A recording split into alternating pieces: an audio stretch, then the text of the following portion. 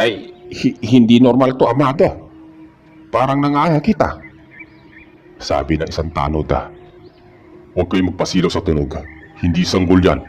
Isa yan sa anyo ng aswang. Bigla silang huminto sa harap nila.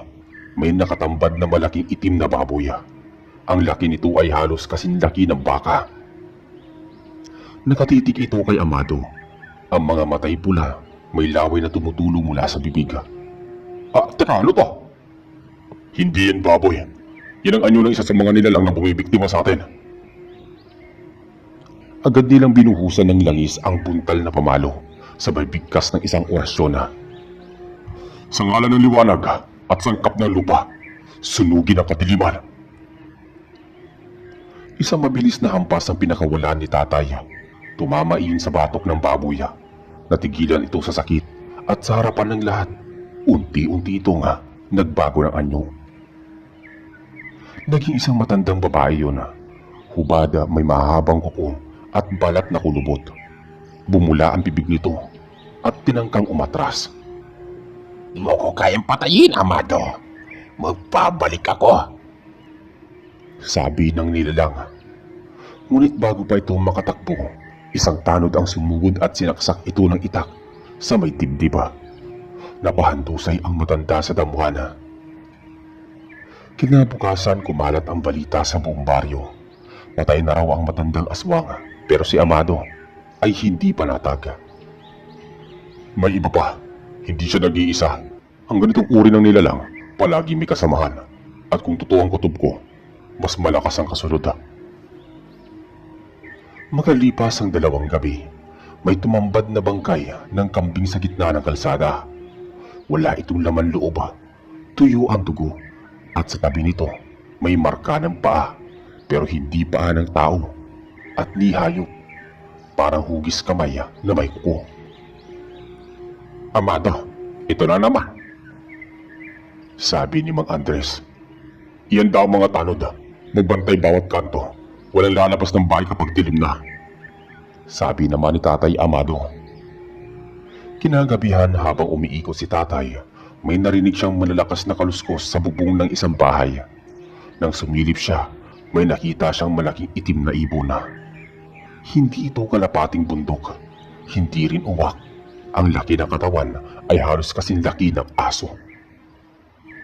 Nang magtama ang mga mata nila, lumipad ito palayo sa bilis ng kidlat. Iyan ang pinuno nila. Dito na to. Ilang gabi ang lumipas, tahimik ang buong baryo. Ngunit hindi pa natag si tatay. Alam niyang nagpapalakas lang ang kalaban. Isang umaga, dumating si Mang Felino, halatang hinihingal at pawis na pawis. Amado, si Lita, ang asawa ko nawawala. Agad na napatayo si tatay mula sa kinauupuan. Ano? Kailan pa? Gabi pagkagabi. Nakita ko siyang lumabas, sabi niya, sandali lang sa banyo sa likod. Tapos na, hindi na bumalik. Nagmadaling pinuntahan ni tatay ang likod bahay ng mag-asawa. May bakas na mga kalmot sa pader at sa kawayan. May dugo sa lupa, pero hindi kalat kundi tila hinigop. Hinila siya, pero hindi binuhat ng tao. Ginapang siya palabas. Luminga si Amado sa kasinundan ang mga bakas papuntang gubat. Agad siya bumalik sa bahay at kinuha ang kanyang pamalo, langis at orasyon sa maliit na lalagyan. Bantayan niyo si Marvin at ang nanay niya. Ako nang bahalang susugod, sabi ni tatay. Madilim ang langit, walang buwan at tahimik ang paligid. Mag-isa si tatay sa gitna ng kagubatan. Bitbit niya ang sulong at ang kanyang buntal na pamalo na may balot na pulang sinulid. Habang naglalakad siya, nakarinig siya ng mahinang halakhak. Kasunod nito ay amoy bulok na karne at bumigat ang ihip ng hangin. Pakiramdam niya may nakamasid sa kanya. Hindi mo ako maluloko. Lumitaw ka na. Sa likod ng isang punong nara, dahan-dahang lumitaw ang isang nilalang. Mahaba ang buhok nito, umaabot sa lupa, hubad, payat, pero mahaba ang dila na parang ahas. Ang mga kuko nito ay matutulis at ang mga mata ay puro puti. Ang tapang mo, Amado. Isa ka lang, pero lumapit ka sa pugad namin. Wala akong balak pakipag-ayos. Ibigay niyo si Lita o lulunurin ko kayo sa sariling dugo ninyo. Nag-inting ang katawan ng nilalang. Parang biglang lumaki at lumobo ang anyo nito. Tumalon papunta kay tatay. Pero sa isang iglap, pinalo siya ni tatay sa may hita. Umalingaw-ngaw ang sigaw ng nilalang. Yan ang langis ng San Benito. Hindi ito ordinaryo pamalo. Sabi ni tatay. Nagtago sa dilim ang aswang. Humiyaw ng pagkalat-kalat. Sumagot ang tatlong boses mula sa paligid. Tila may kasamaan pa. Napalingon si tatay. Tumalon mula sa may sanga. Isa pang nilalang na may anyo ng itim na pusa. Pero may pakpak. Sinugod siya mula sa likod. Mabilis na umikot si tatay at hinampas ang pamalo sa may hangin. Sumalpok ito sa mukha ng pusa at lumagapak ito sa lupa. Hindi na nag-aksaya ng oras si tatay. Pinagpapalo niya ang dalawang nilalang hanggang sa tila matunaw ang mga balat ng mga ito at sumingaw sa lupa at nag-iwan ng amoy na masangsang. Pagkatapos ng laban, nakita niya si Lita, nakatali sa puno, nanginginig pero buhaya. Kinabukasan bumalik si Tatay Amado kasama si Lita. Tumutulo ang luha ni Mang Filino habang yakap ang asawa. Mahal ko, buti maayos ka. Sabi ni Mang Filino. Pinagpasapasahan nila ang dugo ko pero may isa hindi pa nagpapakita. Hindi ko pa siya nakikita. Pero parang siya ang pinuno nila. Sabi naman ni Lita. Tumahimik si Amado, hawak pa rin niya ang kanyang pamalo habang nakatingin sa direksyon ng bundok. Lumipas ang mga araw, muling nanahimik ang paligid. Walang batang nawawala, walang hayop na pinapatay, pero may mga kasabihan. May itim na ibong palaging dumadapo sa may bubungan ng simbahan. Tuwing madaling araw, nakita rin daw ito sa tabi ng ilog. Isang gabi habang natutulog kami, may malakas na kaluskos sa may bubunga. Napabalik ko si Tatay Amado at kinuha ang buntal. Tumingin siya sa amin. Dito lang kayo, huwag kayong lalabas. Umakyat siya sa may bubunga. Dahan-dahan ang bawat hakbang. Pagdating niya sa taas, nakita niya ang isang malaking ibong itima. Mahaba ang tuka, pulang-pula ang mga mata. Nakatingin ito kay Tatay Amado. Hindi mo ko tinatagpanan. Demonyo ka. Nang magsalita si Tatay Amado, biglang nagbago ng anyo ang ibon. Naging isang lalaki. Matangkad, nakasuot ng itim at may balat na parang sunog. Ako si Inkala. Matagal na akong nagmamasid sa iyo, Amado. Ilang taon mo nang pinapatay ang lahi namin. Dahil kayo halimaw, hindi niyo binibigyan ng halaga ang buhay ng tao. Kailangan namin mabuhay at ang laman ng tao ay pagkain namin. Nagpalitan ng tingin ang dalawa. Biglang sumugod si Inkala. Bumagsak silang pareho mula sa may bubunga. Sa lupa nagtagisan sila ng lakas. Si Tatay Amado, gamit ang kanyang pamalo, ay walang humpay sa pagpalo. Ang naturang nilalang, mabilis at matalim ang mga kuko. Dumugo ang braso ni Tatay, pero hindi siya bumitaw. Biglang binuhusan ni Tatay Amado ng langis ang agimat. Ang kamay niya at sinampal iyon sa may mukha ng nilalang. Napasigaw ito sa sobrang sakit. Lumabas ang usok sa mukha ng nilalang. Wala kang alam sa totoong lakas namin. Biglang tumalon ng aswang sa may hangin at naging ibon. Lumipad ito palayo. Duguan pero buhay pa. Kinabukasan dumalaw sa bahay si Mang Andres. Amada, hindi mo ba nasundan kagabi? Babalik siya. Hindi matatapos to hanggat hindi siya tuluyang nawawala. Sabi ni Tatay Amado. Handa kaming tumulong kung kailangan. Pag bumalik siya, hindi lang ako ang pakay niya. Lahat tayo. Kayo pagdasal ninyo ang baryo at maganda kayo. Lumipas ang 2 linggo. tila tahimik ang paligid. Pero si Tatay Amado ay hindi nananahimik. Araw-araw siyang lumilipot sa mga gilid ng baryo, nakikinig sa bulungan ng hangin, nagbabantay sa mga bakas na maaaring iwan ng kalaban. Isang gabi habang binubuo niya ang bagong langis na panangga sa silong ng bahay, lumapit si Aling Rosa, isang matandang babae mula sa kabilang purok. Amado, may nakita kong kakaiba sa sapa kagabi. May babaeng hubot-hubad, nakalubog sa tubig. Ang mata niya puting-puti. Nang mapansin akong nanonood, tumawa ito at lumubog bigla. Tumayo si Tatay Amado at kinuha ang lumang mapa ng baryo. Yung sapa sa may dulong bahagi ng Sitio Malungon? Oo, doon nga. Akala ko multo lang pero naalala ko ang mga kwento mo. Tumango si Tatay Amado. Hindi yan multo. Isa yan sa mga bantay ni Inkala. Sinusubukan nila magasik ulit ng takot. Kinabukasan maaga pa lang ay nagtungo na si Tatay Amado sa sapa. Bitbit niya ang kanyang buntot pagi at ang orasyon na nakabalot sa abaka. At isang maliit na boteng may lamang pulang langis. Tahimik ang sapa, walang kahit anong kaluskos. Lumapit siya sa gilid at binasag ang boteng may langis, saka binigkas ang dasala. Sa sino mang nilalangan ng dirito, sa ngalan ng liwanag, ako'y lumalaban. May pagyanig sa tubig. Umangat ang malaputik na likido mula sa ilalim. Tumindig mula sa gitna ng sapa ang babae. May balat na parang kaliskis. Ang mga kamay ay mahaba at tila palaka. Amado, ikaw na naman. Hindi ka ba napapagod? Wika ng nilalang.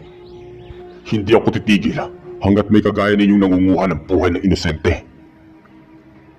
Sumugod ang nilalang. Sa loob ng ilang segundo, umikot si Tatay Amado. Sinampal ang pamalo sa katawan ng babae. Umiskis ito sa balat at parang nasunog ang kaliskis. Lumaban pa ito ng ilang ulit, ngunit sa bawat hampas ng pamalo ay unti-unting nanghina ang naturang nilalang. Sa huling hampas sa ulo, bumagsak ito sa tubig at hindi na muling umangat. Pagsapit ng gabi, habang nasa hapagkainan kami, biglang tumahol ng sunod-sunod ang aso sa labas. Napatingin si Tatay Amado sa bintana. Marvin, isara mo lahat ng bintana. Ilawan ninyo ang mga kandila. May dumarating. Sumilip ako sa labas. May aninong tumatakbo sa madilim na kalsada. Sa bilis nito, halos hindi mo masundan ng mata. Maya-maya pa, nakarinig kami ng pag-iyak ng manok. At saka, isang pagsabog ng bubong sa bahay ng mga kapitbahay. Si Tatay Amado ay dali-dali lumabas. Sa bubong ng bahay ni na Mang Eladio, may hayop na nakadapo na malaki. Itim ang pakpak at tila aso ang ulo. Teka, gabunan to. Tumalon si Tatay Amado. Kinuha niya ang pamalo at tumakbo papunta sa bahay. Umakyat siya sa likod habang ang gabunan ay biglang lumipad at sumalubong sa kanya. Nagtago sila sa ere. Si Amado walang takot at ang halimaw ay galit na galit. Sa ere pa lang, pinatamaan na ni Tatay Amado ng buntot pagi ang katawan nito. Napasigaw ito at nagliyab ang bahagi ng pakpak. Bumagsak ito sa lupa. Nagtangkang tumakbo ang gabunan, pero hinarangan siya ng tanod na si Leo at ni Mang Andres. May dalang sulo ang mga to. Hindi ka na makakatakas. Napalibutan nila ang halimaw. Pinagpapalo ni Tatay Amado habang binibigkas ang dasal ng pagtataboy. Unti-unting nabuwag ang anyo ng aswang. Naging tao, naging isang lalaki na halos hindi mo makilala dahil sa sunog sa balat. Kinabukasan muling nagtipon ang mga tao sa gitna ng baryo. May isa pa natitira, si Inkal, ang pinuno nila. Alam kong hindi siya titigil. Malapit na siyang umatake. At kapag bumalik siya, hindi lang isang bahay ang uubusin niya. Wika ni Tatay Amado. Nagpasya ang mga residente. Gagawa sila ng sabayang bantay sa gabi. May tanod sa bawat kanto. May mga palutang na basbas sa ilog at ang bawat pamilya ay binigyan ni Tatay Amado ng simpleng agimat na gawa sa ugat ng anahaw at langis. 3 gabi ang lumipas, walang nangyayari. Akala ng ilan, tapos na. Pero si Tatay Amado, hindi bumibitaw. Ika-4 na gabi, habang may bantay sa bawat sulok, may narinig na huni ng uwak. Isa lang yun pero paulit-ulit. Sa unay sa bubong, hanggang sa lumipat sa bawat bubong ng bahay. Sumilip si Tatay Amado sa may labas. Nandun na ang demonyo. Naglakad siya sa gitna ng baryo. Tahimik, bitbit ang buntot pagi. May paldang pulang sinulit sa hawakan at ang orasyon na isinuksok sa may bewang. Sa harap niya, dahan-dahang lumitaw si Inkal. Nakaitim ito, payat, ang mata ay tila walang kaluluwa. Nandito ako, Amado. At sa gabing to, isa lang sa atin ang mamamaalam. Walang alinlangan si Tatay Amado. Tumakbo siya, inihampas ang pamalo kay Inkal. Pero napakabilis ng kalaban niya. Umiwas ito. Sinipa si Tatay sa may tagiliran. Napaluhod siya. Ngunit hindi siya bumitaw. Tumayo siyang muli. Umikot at hinagis ang langis sa mukha ng kalaban. Umatras si Inkal, napasigaw sa sobrang sakit. Sa isang iglap, nagpalit ito ng anyo. Naging itim na baboy. Tumakbo. Pagkatapos ay naging malaking itim na uwa at lumipad ito. Pero hindi tinantanan ni Tatay. Habang lumilipad ang nilalang, tinamaan ito ng orasyong ibinuga ni Tatay Amado mula sa ginamit ng tubig na binindisyonan. Tumama ito sa pakpak at bumagsak si Inkal sa lupa. Nagpalit ulit ito ng anyo, naging tao ulit at duguan. Hindi pa rin sapat ang lakas mo. Sabi niya, ang lakas ko, hindi lang sa agimat. Huling hampas ni Tatay Amado, sabay bigkas ng orasyon. Sa liwanag ng araw, sa lakas ng lupa, sa lakas ng dugo ng aking mga ninuno, umalis ka sa mundong ito, demonyo ka. Tumili si Inkal, nagliyab ang buong katawan at natunaw na parang abo. Nang natunaw ang katawan ng nilalang, saglit lang na natahimik ang buong baryo. Wala na ni isang ihip ng hangin. Tila pati ang mga insekto sa may damuhan ay natigilan. Napatayo si Amado, hawak pa rin ang kanyang pamalo. Maya-maya pa'y nagsilabasan ang mga tao sa baryo. Sina Mang Andres, Tanod Leo at maging si Mang Filino. Lahat ay may dalang sulo. Pumalibot sila sa kinaroroonan ni Tatay Amado. Amado, ayos na ba? Tumango si Tatay Amado habang pinapahid ang pawis sa may noo. Wala na si Inkal, pero hindi ibig sabihin ay wala na masama. Kailangan manatiling mapagmatyaga. Lumapit ako at ang aking nanay. Niyakap po si Tatay ng mahigpit. Akala ko mawawala ka na, Tay. Hinaplos niya ang ulo ko. Pag may masamang kailangang harapin, hindi ako uurong anak, lalo na para sa inyo. Lumipas ang mga araw. Sa kauna-unahang pagkakataon, naging tahimik ang buong baryo. Wala nang mga nawawala, wala nang bangkay ng hayop sa may kalsada, at wala na ring itim na ibon na nagpaparamdam sa bubungan ng simbahan. Nagpasalamat si Aling Rosa kay Tatay, pati si Aling Fe na nawalan ng anak noong mga unang gabi ng Kalbaryo. Lumapit ito kay Tatay Amado na may dalang binurong bigas at itlog na maalat. Alam kong hindi na maibabalik ang anak ko, pero salamat, Amado. Dahil sa'yo, maliligtas mo pa ang iba dito sa baryo. Tahimik lang na tinanggap ni Tatay ang ibinibigay ni Aling Fe. Marahan ang pagkakabing sa dala ng naturang matanda. Ang totoo, dapat hindi nangyari ang ganitong bagay. Pero ang mga halimaw kasi, hindi sila pipili kung sino ang sasaktan. Kaya kailangan may lalaban. Isang gabi, habang nakaupo si Tatay Amado sa harap ng bahay, may batang lumapit, si Dado, apo ni Mang Iradio, bitbit ang isang munting kahon. Tay Amado, Sabi po ni Lolo, ibigay ko roto sa'yo. Kinuha ni Tatay Amado ang kahon at nang buksan ito, ang laman nito isang lumang kwintas na may maliit na mutya ng bato ng ilog na kulay berde. Ito yung ginagamit ko nung una akong nakainkwentro sa isang aswang. Matagal na panahon na. Bakit? Bakit nasa amin po yan, Tatay Amado? Sabi ni Dado. Iniwan ko to noon kay Eladio bilang panangga. Ngayon ligtas na ang baryo, ibinalik niya na.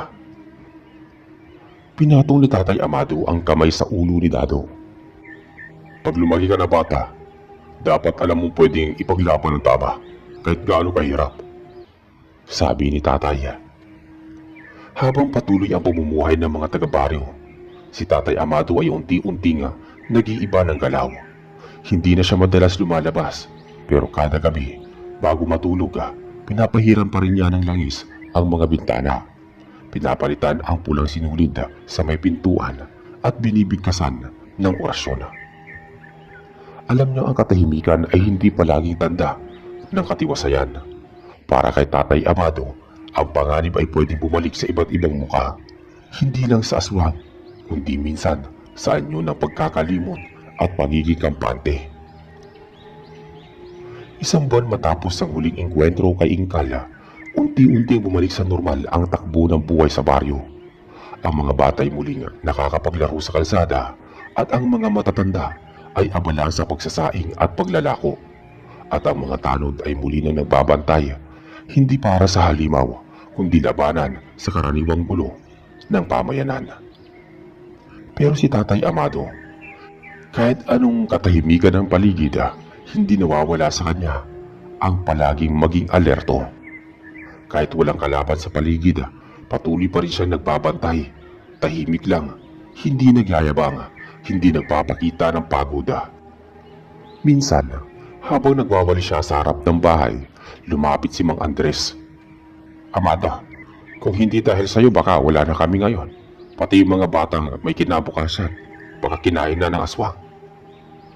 Tinapik siya sa balikat ni Tatay Amado. Di ako nag-iisa sa laban, Andres. Pagsama-samang tao, kahit gaano karami pang aswang, pwede silang mapigilan.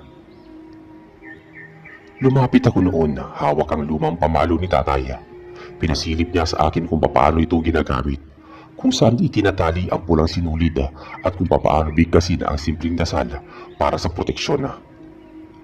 Hindi lang to armas, anak Marvin. Alaala to ng lahat ng pakikipaglabang ko. Tumango ako sa sinabi ni Tatay. Tahimik kong tinanggap iyon. Lumipas pa ang maraming taon. Nagsimulang tumanda si Tatay Amado. Nabawasan ang lakas, naging madalang ang paglalakad niya sa palibot. Pero ang kanyang presensya sa baryo ay nananatiling matibay. Kahit ang bagong tanod, ang mga bagong kabataan, lahat ay nagpapasalamat sa kanya. Hanggang dumating sa araw na si Tatay Amado ay pumanaw sa payapang paraan. Hindi sa digmaan, hindi sa kamay ng halimaw, kundi sa sariling higaan habang hawak ang pamalo at rosaryo sa kabilang kamay. Buong baryo ang dumalo sa libing. Ang mga matatandang dati niyang tinutulungan, ang mga batang minsang iniligtas niya, pati ang mga hindi niya naisalba pero kailan may di niya nakalimutang ipagdasala. Naiwan sa akin ang kanyang pamalo at sa bawat taon na lumilipas, ipinapasa ko rin ang aral at ang kuwento ni Tatay Amado sa mga batang aking nakikilala at natuturuan.